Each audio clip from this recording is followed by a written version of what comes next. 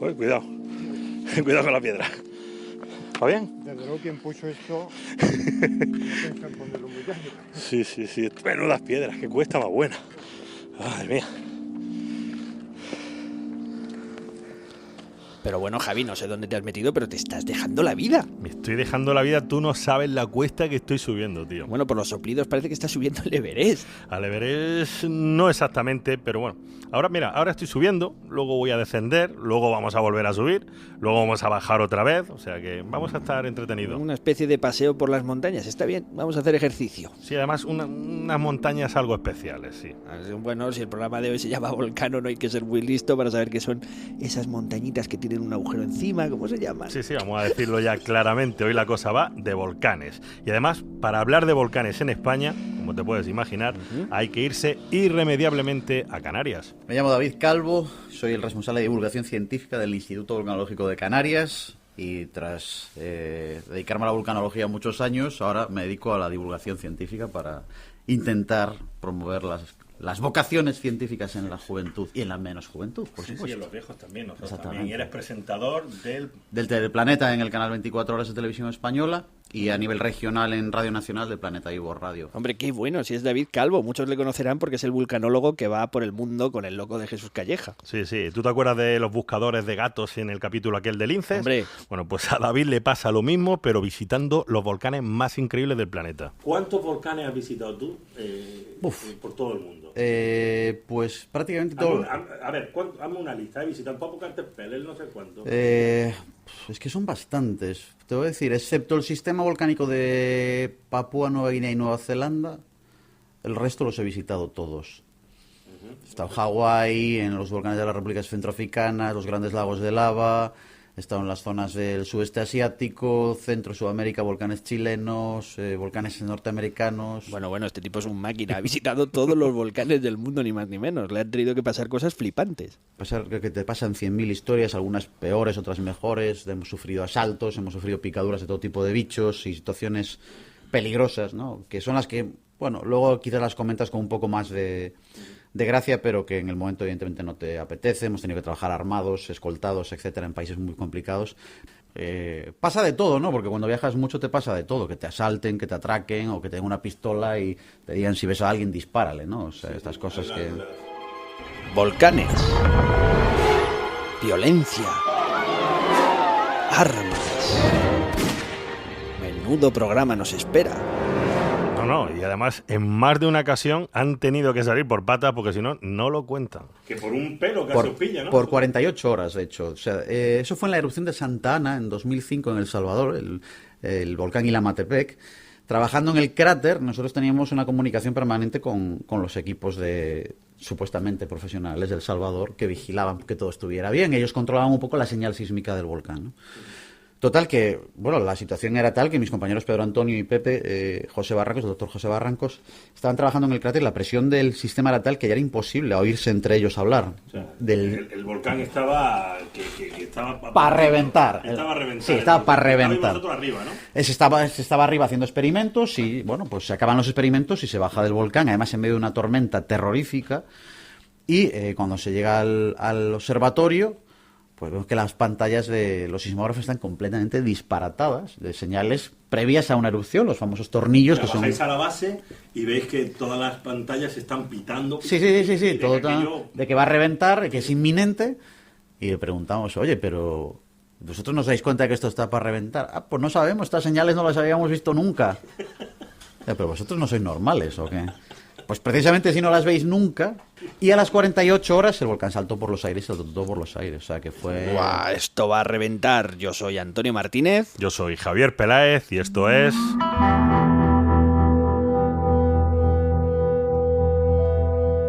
Catástrofe ultravioleta. Como siempre, comenzamos con nuestro agradecimiento a la Cátedra de Cultura Científica de la Universidad del País Vasco y a la Fundación Euskampus. Y, por supuesto, un agradecimiento especial y nuestras gracias de corazón a todos los que habéis hecho posible esta temporada mediante el apoyo a la campaña de financiación colectiva. Pero ahora nos vamos de volcanes. ¡Y de terremotos! ¡Y tsunamis! ¡Y de placas tectónicas! Vale. Déjalo ya.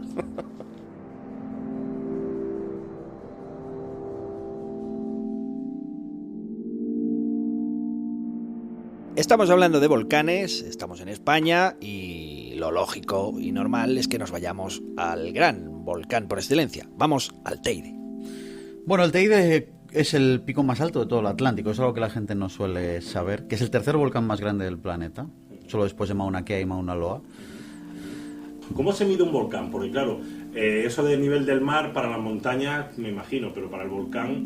Claro, para el volcán realmente, de abajo... en este caso tienes que buscar el punto más profundo de lo que sea la isla, ¿no? O el entorno de la isla, y a partir de ahí computar eso como parte del edificio volcánico, porque realmente es así. O sea, el edificio surge desde el fondo del mar, que es lo que le pasa a estos grandes edificios tipo Teide o Mauna Loa o Mauna Kea, que pasan de los 10.000 metros desde el fondo del mar, ¿no? El Teide es una especie, yo tengo la idea así, de una especie de iceberg.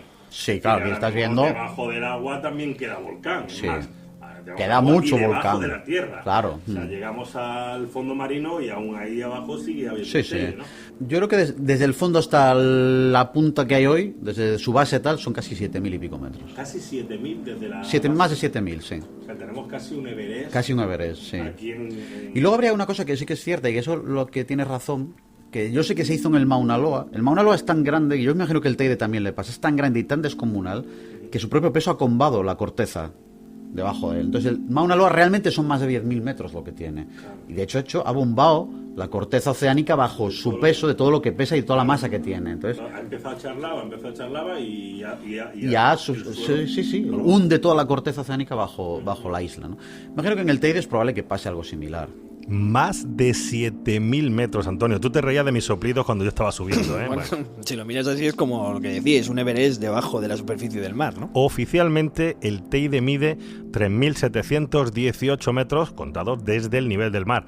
Pero lo que poca gente sabe es que hace miles de años, en el mismo lugar donde hoy tenemos el Teide, pues existía otro supervolcán que era el doble de grande que el Teide. Ya, lo que me parece súper loco es que los científicos le han llamado a este supervolcán antiguo el edificio Cañadas, como si fuera una urbanización del Mar Menor. Sí, edificio Sol y Playa, edificio Cañadas. Pues bueno, tú ríete, pero sabemos que superaba ampliamente los 5.000 metros de altura. Sí, de hecho Tenerife, y uno de los grandes de las grandes sorpresas que se lleva la gente cuando lo explicas, la gente piensa, bueno, esto debió ser, nace un volcán en el centro y las lavas van extendiéndolo hacia los exteriores. Pues no. Los puntos más ancianos, por así decirlo, más viejos de la isla son las tres puntas de la isla, Teno, Anaga y los Roques del Conde, ¿no? Las rocas más antiguas que se han encontrado por encima del nivel del mar, estamos hablando de unos 12 millones de años aproximadamente. Y a partir de ahí la actividad va migrando hacia el centro de la isla, a través de lo que son las dorsales, unos sistemas de dorsales, que son pues como fracturas que se abren en el suelo. Podríamos configurarnos en la mente, y esto es un nombre que se dice muy habitual, una estrella de tres puntas, como esa famosa marca de vehículos alemana. Pues si pensamos en una estrella de tres puntas, lo que estamos dibujando mentalmente son los ejes estructurales de una isla como Tenerife. O sea, está dividido en tres ejes, el noreste, noroeste y sur, y a partir de ahí va surgiendo la actividad en esas fisuras hasta que se juntan en el centro de la isla y empiezan a surgir los grandes volcanes, ese edificio Cañadas que decías tú, ¿no? Que se supone que llega a los 5.000 o 6.000 metros sobre el nivel del mar, que eso ya debía ser algo... ¿El edificio Cañadas cómo era? O sea, ¿5.000? 5.000 metros, de todo lo que es hoy el borde de la caldera, se supone que era un poco parte de los flancos de ese edificio Cañadas, que aproximadamente era unos 200.000, 150.000 años, sufre un proceso catastrófico muy común en islas oceánicas como estas, que son los colapsos gravitacionales, con ese tamaño, ese peso, esa masa muy inestable, crece muy rápido, una base muy poco estable, y su propia actividad y su propia dinámica hacen que se colapse formando, bueno, pues también los famosos megatsunamis, las historias, ¿no?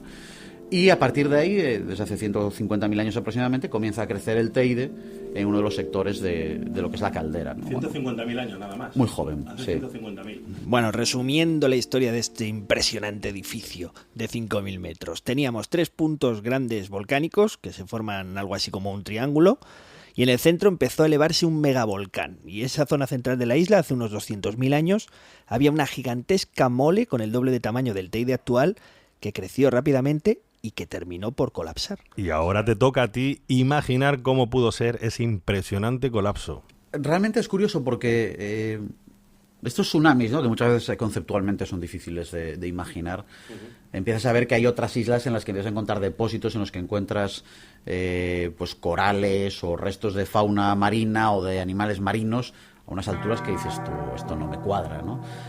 descubrieron estos restos, estas cicatrices, ¿no? Estos tsunamis en diversos puntos de las islas, lo cual les daba a entender de olas de varios cientos de metros de altura, ¿no? Olas de cientos de metros de altura. Sí. El derrumbe del edificio Cañada. Sí, olas de varios cientos de metros de altura, ¿no? Entonces, cuando intentas hacerte a la idea de cuánto es eso, ¿no? Y dices, una ola de estos días que hemos estado ahí con esos temporales de mar y tal. Por ejemplo, la ola más grande que la que se tiene noticia documentada por el hombre, 30 metros. 450 y pico metros, 454 metros. La ola documentada más alta del... Generada por un tsunami. Yo sé que tú me hablas de la ola de Nazaret, de las famosas olas de Nazaret. Sí, en 1950, en la década de los 50, hay un terremoto en una zona de Lituya Bay, en Alaska.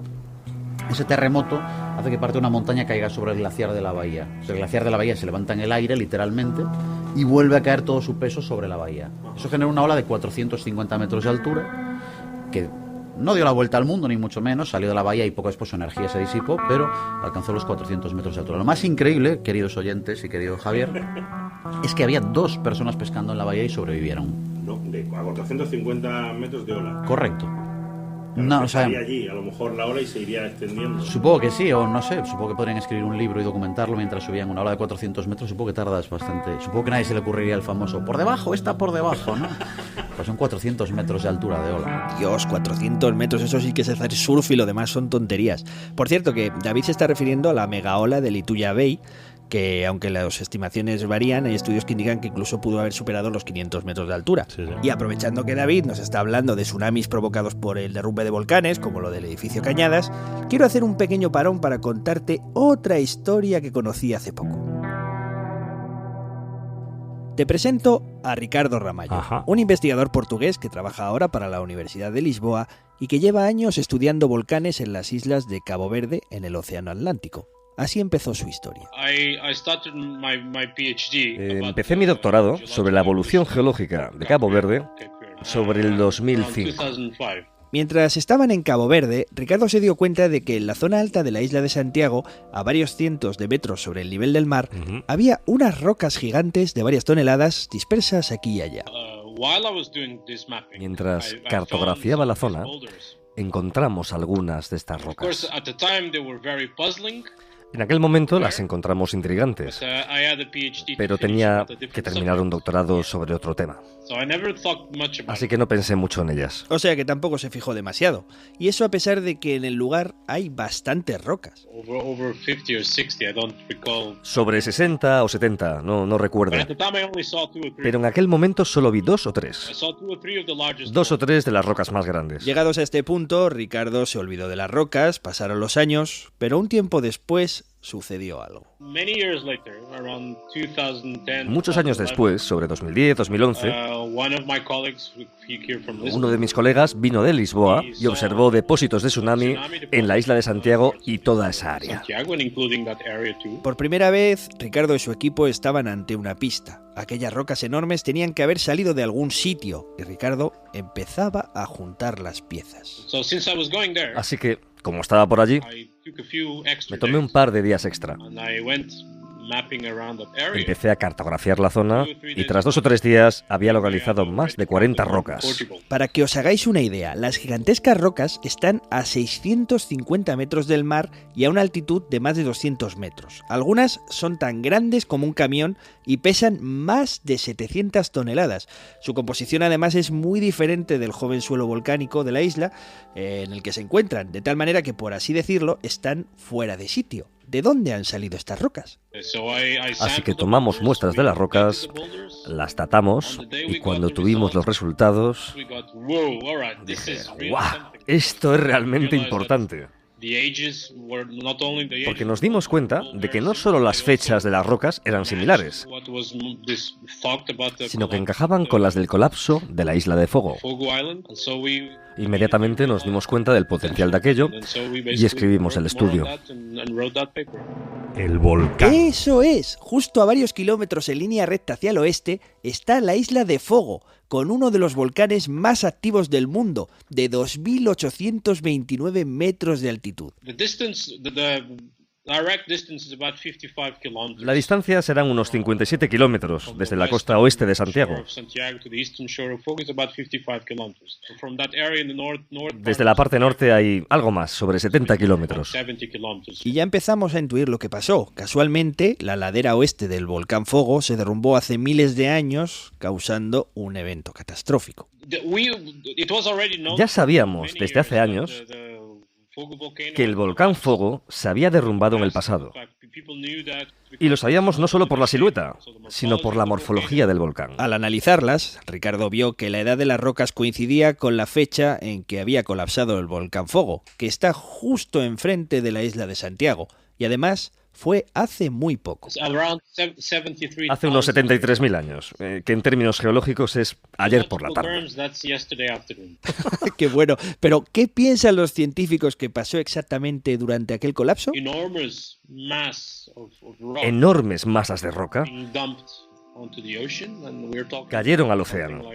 Y estamos hablando de estimaciones sobre 130.000 metros cúbicos de roca.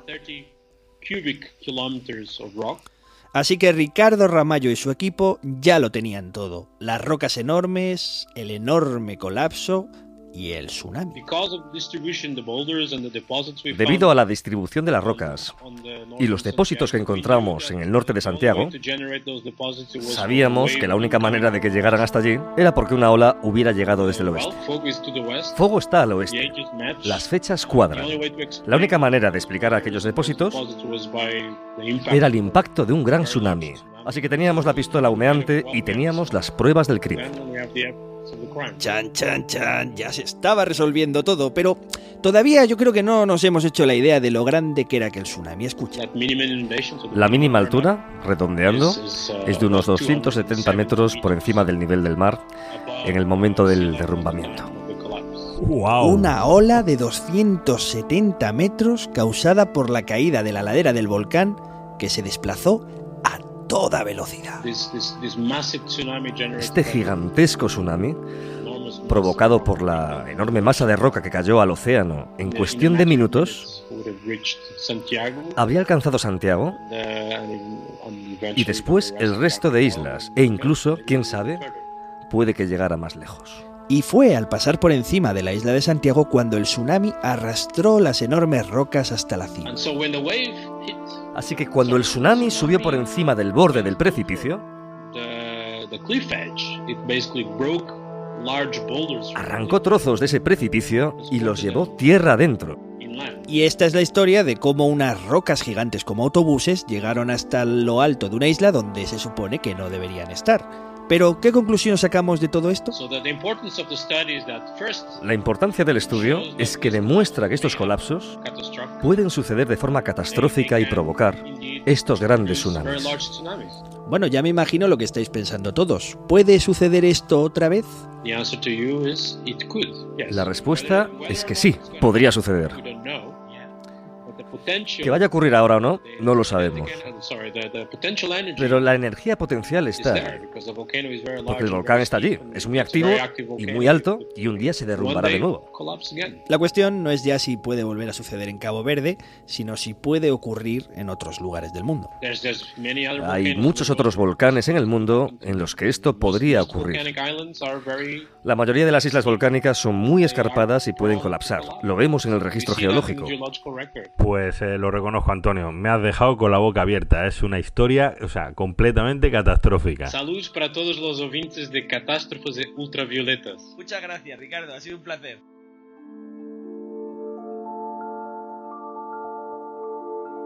Gracias a Ricardo Ramallo ya tenemos otro ejemplo de que la realidad supera la ficción. Así que cuando veáis una película catastrófica, de estas con olas gigantescas, recordad que hay tsunamis que han sucedido en la realidad, como este o el del edificio Cañadas. Pero claro, estos mega tsunamis son poco frecuentes, menos mal, pasan una vez cada cientos de miles de años, incluso cada millones de años, pero tú en realidad sabes cuál es el verdadero peligro de los volcanes. Esta me la sé, la lava que quema. No, la lava es un juego de niños. La verdadera amenaza es invisible. Ah, vale, ya te pillo, te refieres a los gases. Los gases, Antonio, como en aquel volcán que estaba al lado de un lago en África que ¿Cómo se llamaba? No me acuerdo cómo era. Sí, ese es el lago Níos en Camerún. El lago Níos, que es un lago normal y corriente, desde el punto de vista visual, pero que, como bien dice, está asentado en una zona volcánica, en la cadena volcánica de Camerún. Y en la década de los 80, 1986, sufren lo que es una erupción límnica, es decir, una erupción solo de gas.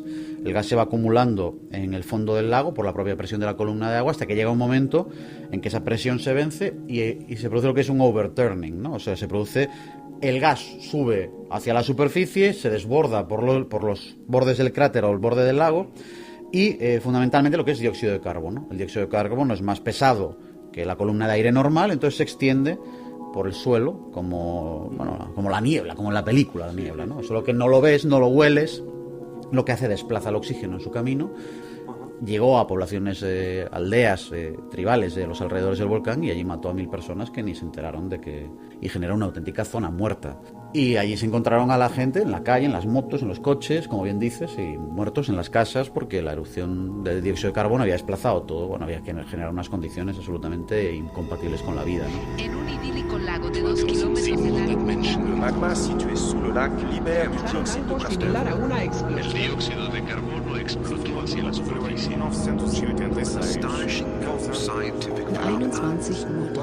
más de 1.700 personas. 1.700 personas murieron por el gas.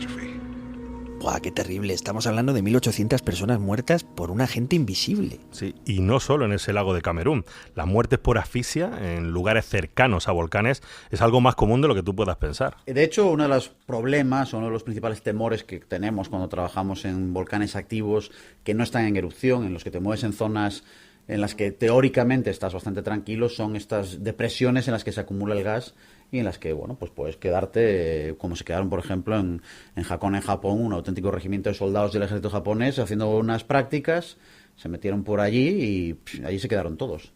Dormidos y se quedaron allí, ¿no? Es algo en lo que siempre tenemos mucho cuidado, siempre trabajar en zonas expuestas al viento. Claro. Siempre tienes que trabajar en zonas ventiladas porque no te das cuenta, y cuando empiezas a asfixiarte, ya has caminado a lo mejor 200, 300, 400 metros dentro de la nube de dióxido de carbono y ya estás perdido, no hay salida. Y por supuesto, lo que comentábamos hace unos minutos, un fenómeno del que no hay manera de escapar. ¿Y las nubes piroclásticas, las cenizas? Las nubes piroclásticas ya ahí sí queda todo igual, ¿no? O sea, ahí estás muerto sí o sí si te metes en el camino. Sí, no, o sea, es mejor saber, desde un principio es mejor tenerlo claro, no nos vamos a engañar a la audiencia. Si tú ves que una nube piroclástica se dirige hacia ti, estás acabado. Eso es una avalancha de roca, sí, que te diseca, además te deshidrata, te convierte en momia igual que la... Sí, de las de Pompeya, exacto. Sí, exacto, tal, sí. ¿no? ¿Cómo funciona eso? Generalmente están ligadas... Yo las asocio al Vesubio, me imagino que habrá muchos tipos de ese volcán, ¿no? Sí, dentro de lo que son los volcanes explosivos se pueden producir dos tipos de nubes piroclásticas, por simplificarlo, ¿no? Una es la propia nube que vemos de cenizas que surge hacia el cielo, por su propio peso colapsa y eso cae como una cascada hacia el suelo y empieza a rodar montaña abajo. Y la otra es por el colapso de un domo de lava. Cuando hay una erupción como las del Vesubio, los volcanes de Asia o de las zonas de subducción son lavas muy viscosas. Tenemos lavas como las de Hawái, que pueden fluir a 60-70 kilómetros por hora, y luego lavas muy viscosas que apenas son capaces de salir de los cráteres. Eso empieza a generar un tapón, y ese tapón llega a un momento en que se desequilibra y cae. En ese momento, esa roca que está a 800-900 grados se pulveriza de forma muy fina y comienza a fluir ladera abajo. ¿Qué pasa con estas nubes ardientes, como se les conoce? Que funcionan, y es curioso el paralelismo, como un Fórmula 1. La gente dirá, pero ¿qué dice este pringao? No, pues es cierto. ¿Cuál es la clave? Y a ti que te gusta la ciencia y a los oyentes que les gusta hacer, ¿cuál es la clave para que un Fórmula 1 sea competitivo? La aerodinámica. Correcto. ¿Y cuál es el principio fundamental de un Fórmula 1? Que la aerodinámica le agarre al suelo. O sea, el famoso grip, ¿no? El paso por curva. Bueno, un Fórmula 1 básicamente lo que hace, y probablemente no se escuchen ingenieros de Fórmula 1 porque este es un programa de audiencia 1000 millonaria, desde que hemos empezado ya vamos por 1000 millonario, atrapar el aire y hacerlo circular por debajo, generar un efecto de succión. Un poco la nube ardiente lo que hace es lo mismo. Lleva un contraste de temperatura brutal y lo que hace es succionar el aire alrededor y meterlo debajo de la nube. Entonces crea un rozamiento cero. El rozamiento es prácticamente nulo, con lo cual su capacidad de desplazamiento es tan infinito como su energía lo sea. ¿Qué hace? Que su velocidad puede llegar a los 300 o 400 kilómetros por hora, que se conserva su energía y genera casos tan increíbles como el de la Soufriere Hills en los años 90, una erupción en el Caribe, la Soufriere en los años 90, un volcán en el que por primera vez se observa que estos flujos piroclásticos, estas nubes ardientes, pueden desplazarse sobre el agua. O sea, no se meten bajo el agua, sino que generan ese colchón de aire y se expanden sobre el océano. Una cosa bestial, ¿no? Bueno, pues estas nubes ardientes no solo generan este tipo de viajes sobre el agua, sino que por ese efecto de succión, cuando llegan a las cornisas o a los flancos de montañas cercanas, no salen despedidas. Se pegan a la morfología y van por los flancos opuestos, es decir, se expanden en los 360 grados. Es decir, una nube ardiente es un fenómeno del que es muy difícil escapar, primero por la velocidad que lleva, segundo porque son silenciosos. O sea, ver un flujo piroclástico es una cosa muy extraña. Es una porque avalancha de piedra. Al ir sostenido genera nada, no lo oyes prácticamente. Es una... O sea, todas esas películas a lo mejor de los romanos no. Baja y tal, lo mismo pilló a tanta gente porque eso no hizo apenas ruido. No hace apenas ruido, evidentemente sí es cierto que puedes oír el crujir de árboles, de escombros, etcétera, pero no existe una explosión que digas tú, buah, no puedo escucharme hablar, no, es una masa informe de color gris oscuro que avanza de forma terrorífica, y dices, qué silencio. Está compuesta de roca pulverizada. Roca pulverizada y... Que tenemos aquí tipo Pómez, pero muy caliente. Sí, muy caliente, a unos 600-700 grados, completamente llena de gases, por supuesto, y que en su caminar va incorporando pues fragmentos de árboles, rocas, escombro, entullo, metralla. Y eso te pilla y te deja... Te desarma, exactamente, ¿no? O sea, se estima que en un par de bocanadas ya estás. La primera bocanada te seca por dentro y la segunda te cementa ya todo y ya se acabó. Se acabó. Se acabó.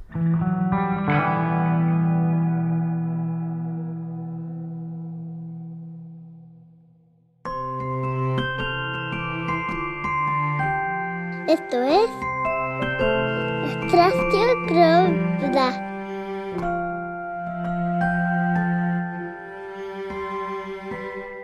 Esto es Catástrofe Ultravioleta.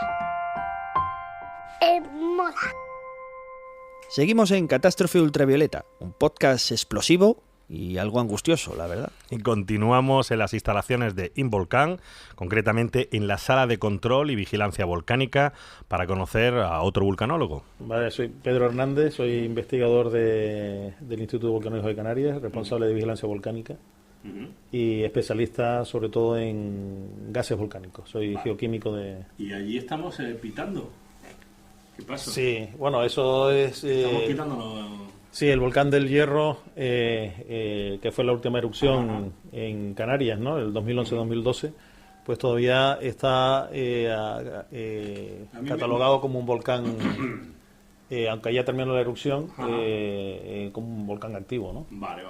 Estamos en la sala donde se efectúa efectivamente la vigilancia volcánica, y para que te hagas una idea de lo que estamos viendo, pues estamos rodeados de grandes pantallas con gráficos, con mapas, puntitos brillando que parpadean. Pi. Además tú te asustas enseguida, ¿eh? Oye, esto está pitando, tío, ¿eso qué es? Bueno, es un sistema informatizado que analiza todos los datos procedentes de los volcanes más activos para anticipar una posible erupción. Pero ¿cuáles son los indicios que buscamos? Es decir, ¿en qué nos fijamos para saber que un volcán va a empezar a entrar en erupción? A ver, nosotros siempre decimos, no nosotros, sino que está aceptado por la comunidad internacional, los gases son la fuerza motriz de las erupciones. Es decir, si el magma no tuviera gas disuelto, no habría erupciones. O sea, siempre ponemos el ejemplo de una botella de champán. O sea, tú tienes la botella recién comprada, nueva, cerrada, y no ves las burbujas, ¿no? Cuando tú la abres la tapa, ves que inmediatamente se abren, aparecen burbujas y de hecho fuerzan a parte del líquido a salir de la botella. Entonces el magma, una erupción es algo parecido. El magma está a gran profundidad, a una alta presión, y el gas está disuelto, como si fuera el champán dentro de la botella cerrada. Cuando el magma, por las razones que sea, empieza a ascender, a subir, la presión disminuye. Tienes menos presión cortical, ¿no? La presión disminuye y se empiezan a generar burbujas. Cuanto más te acercas a la superficie, las burbujas son mayores, y el gas se va escapando. De los gases que están disueltos en el magma, uno de los gases que se escapan primero es el dióxido de carbono. Claro. Entonces, por eso los que nos dedicamos a la vigilancia de los volcanes, desde el punto de vista de gases, prestamos atención a el dióxido de carbono, y hay otro gas también que es el helio, ¿no? El helio, ¿no? Entonces, generalmente cuando se vigilan los volcanes, lo primero que suele cantar son los gases. Ah, entonces los volcanes son como botellas de champán. Eso es lo que has sacado después de toda esta explicación, ¿no?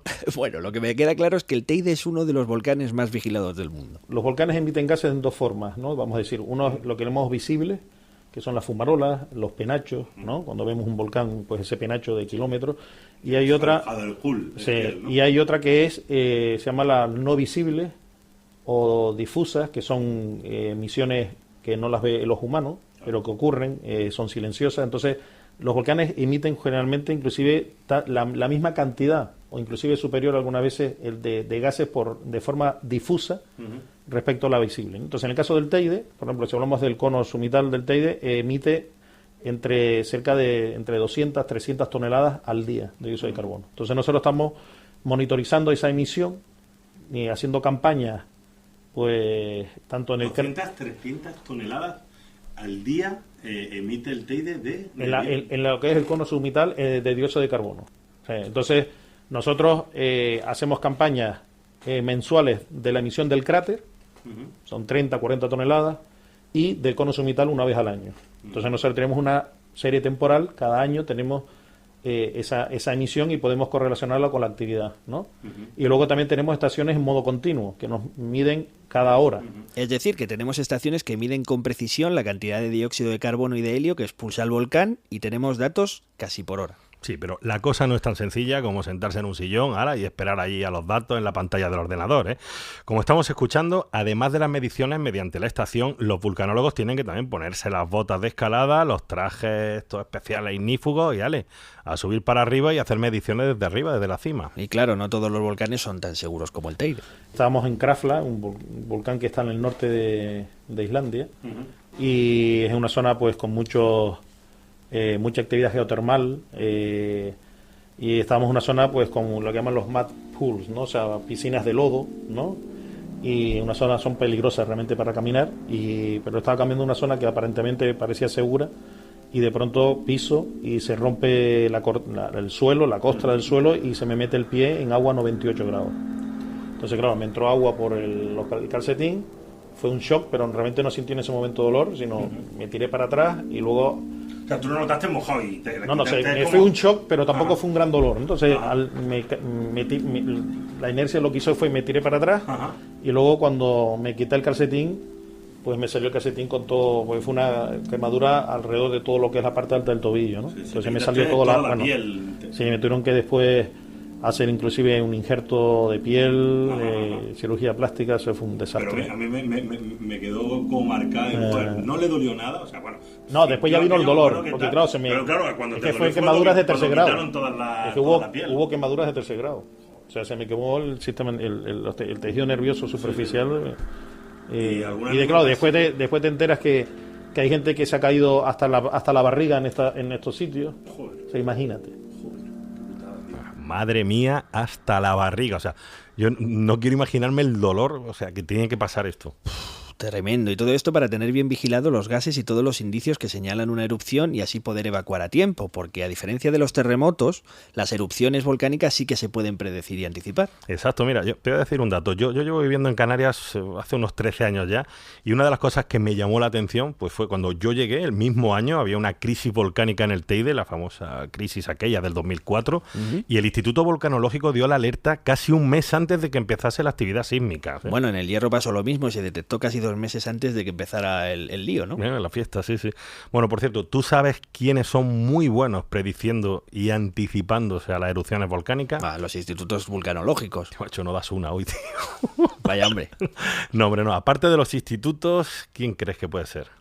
Pues, no sé, ¿la Bruja Lola? No, las Fuerzas Armadas de Estados Unidos. ¡Ay, Dios! Una de las cosas más increíbles de todo es que Pinatubo, y al final es la más triste de todas, Pinatubo se supo porque a 25 kilómetros del volcán estaba la mayor base norteamericana fuera de los Estados Unidos, ¿no? Entonces, evidentemente les interesaba mucho vigilarla, ¿no? Vigilar ese volcán. Tras la erupción, los americanos abandonan la base, se la ceden al ejército filipino, y hay una anécdota que nos pasa cuando vamos al Pinatubo nosotros. Hace siempre noche en la base de Clark, que es como se llama, que es un poco el paso previo donde está ahora mismo el observatorio del Pinatubo. Entonces, cuando entras, pasas por unos hangares enormes y ahora pone Fuerza Aérea Filipina, ¿no? Entonces, cuando íbamos entrando, íbamos con la gente del FIVOLCS, que es la institución que un poco maneja el cotarro allí, y le preguntábamos, oye, todos estos hangares que ponen Fuerza Aérea y no tienen ningún avión, y nos decían, pues eso, la Fuerza Aérea, la Fuerza del Viento, esa es la Fuerza Aérea Filipina.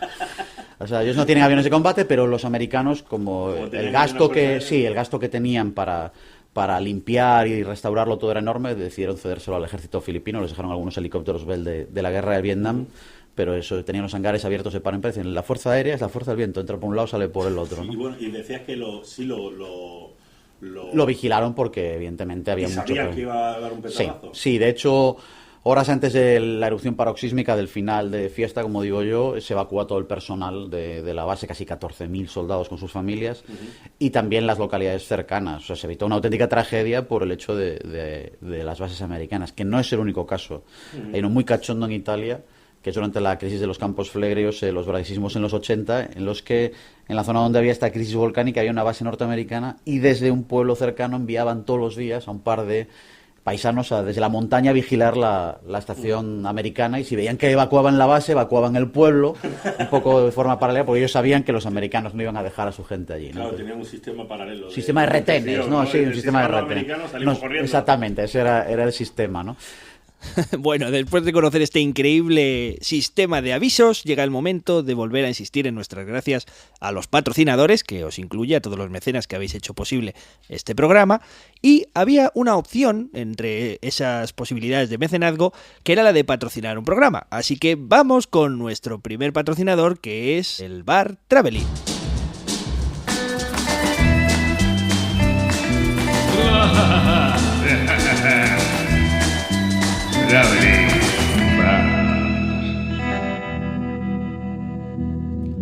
Y tenemos con nosotros a Paco. Hola, Paco. Hola, Antonio. ¿Qué es el Travelin? Es un garito. Un garito que está... El lavapiés. Y no te gusta la publicidad, ¿no? En absoluto. Es más, no creo la publicidad. Pero escúchame, que nunca jamás se ha anunciado. No. Desde 1983 lleva abierto el Travelin en Madrid, sin publicidad. Bueno, acabamos de fastidiarlo. Le hemos hecho la primera cuña radiofónica. Gracias, Paco. De nada, Antonio. Muchas gracias a ti, tío.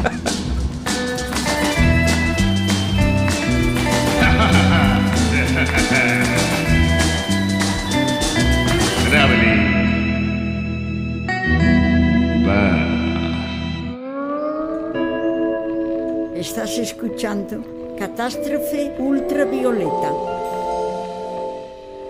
¿Qué más quieres?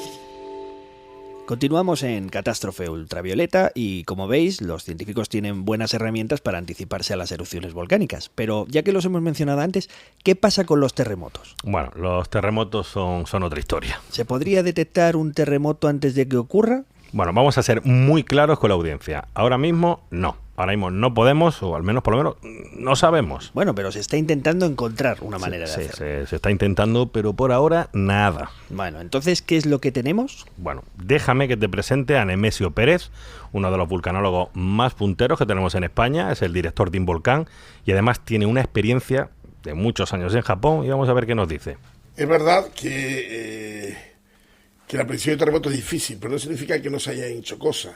O sea, mucha gente a lo largo de los años han podido detectar señales precursoras de terremoto. Sí. De hecho, yo te voy a poner un ejemplo, ¿no? El terremoto de Kobe de 1995, que ocurrió el 17 de enero del 95 y que, bueno, causó 5.000 pérdidas de vidas humanas aproximadamente, ¿no? Se observaron a posteriori, es verdad, pero ese terremoto registró señales precursoras. ¿Cuáles son? Por ejemplo, la actividad del Garradón disuelto en el agua subterránea de Kobe, ¿no?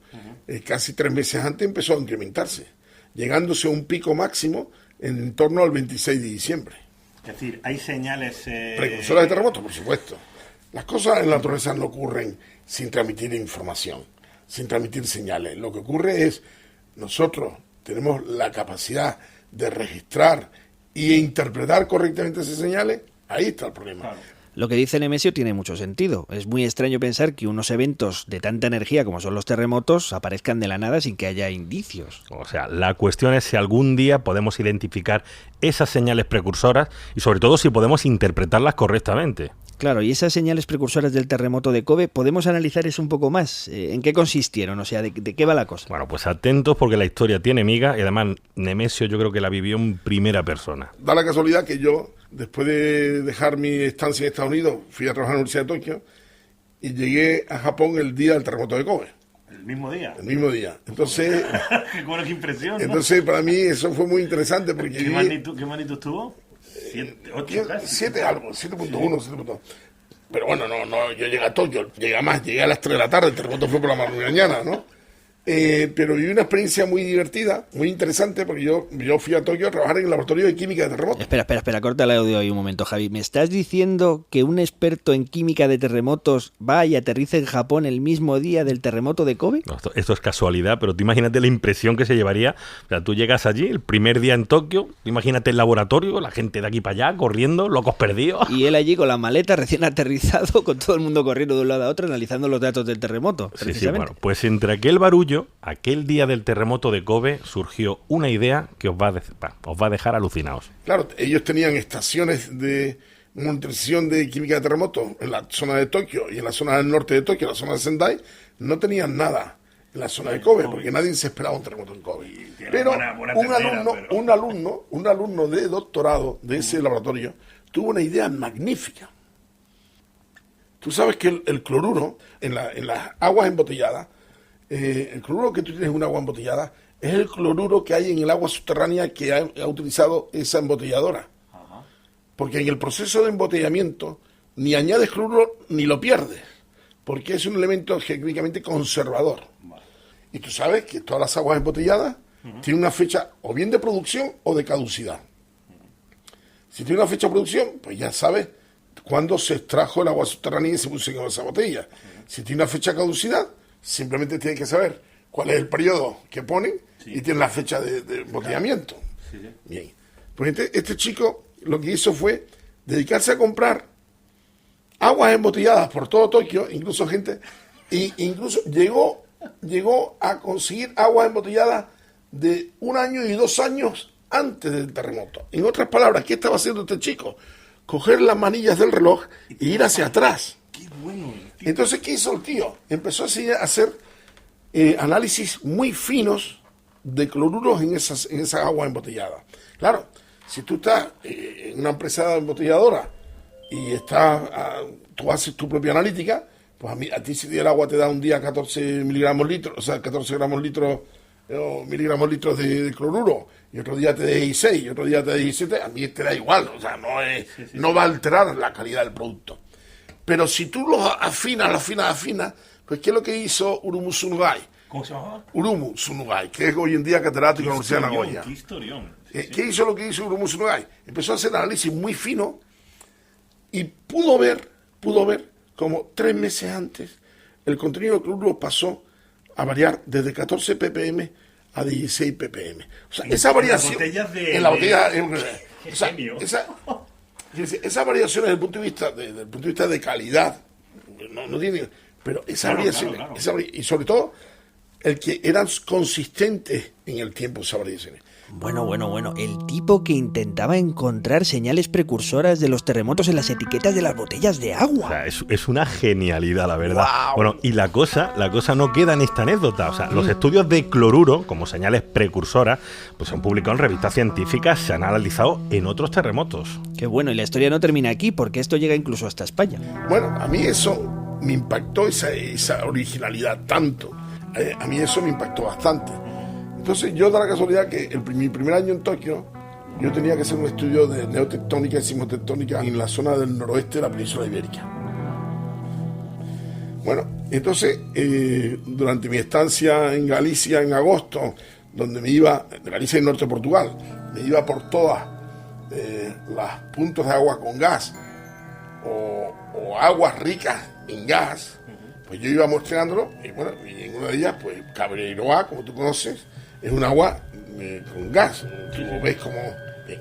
Entonces, da la casualidad que me hice, bueno, pues trabajando ahí 1 mes, pues conocer a todo el mundo. ¿Qué ocurre el 24 de noviembre del 94?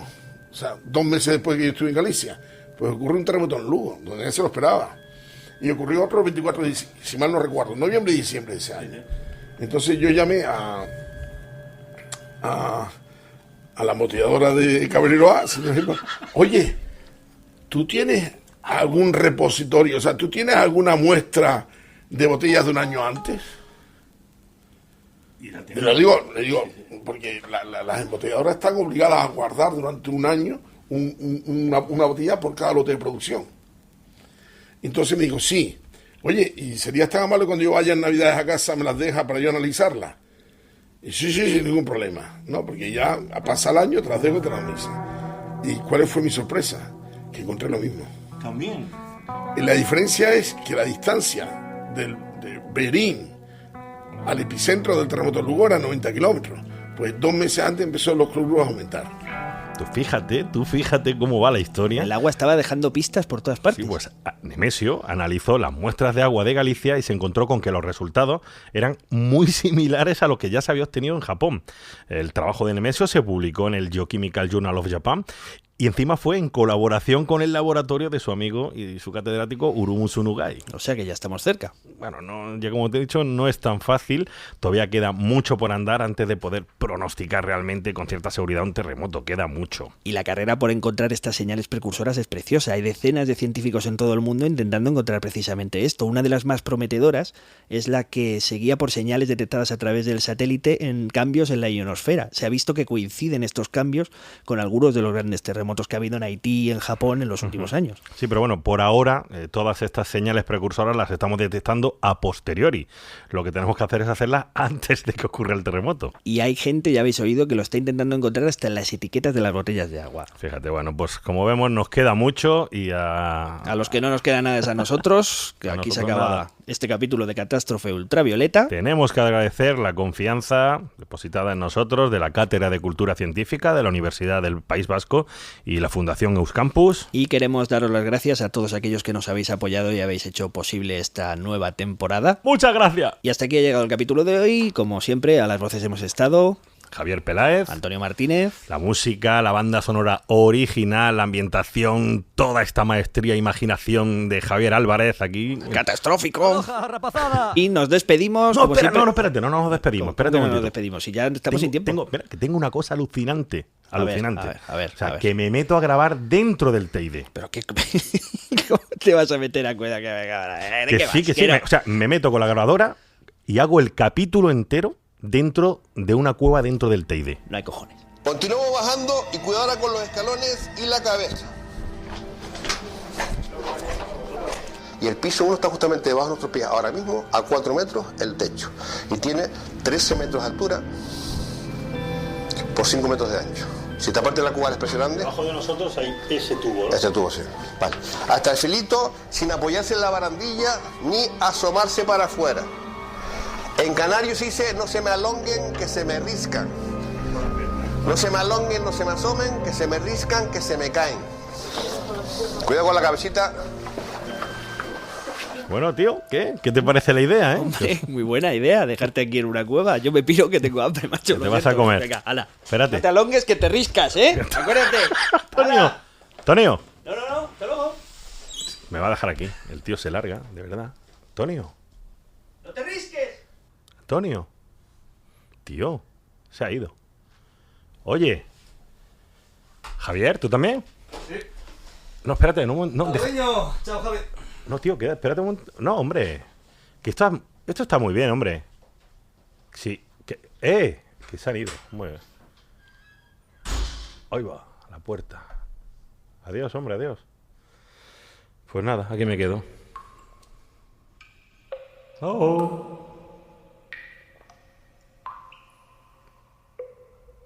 Oye. ¡Oh! ¡Tonio! ¡Javier! ¿Que hace frío?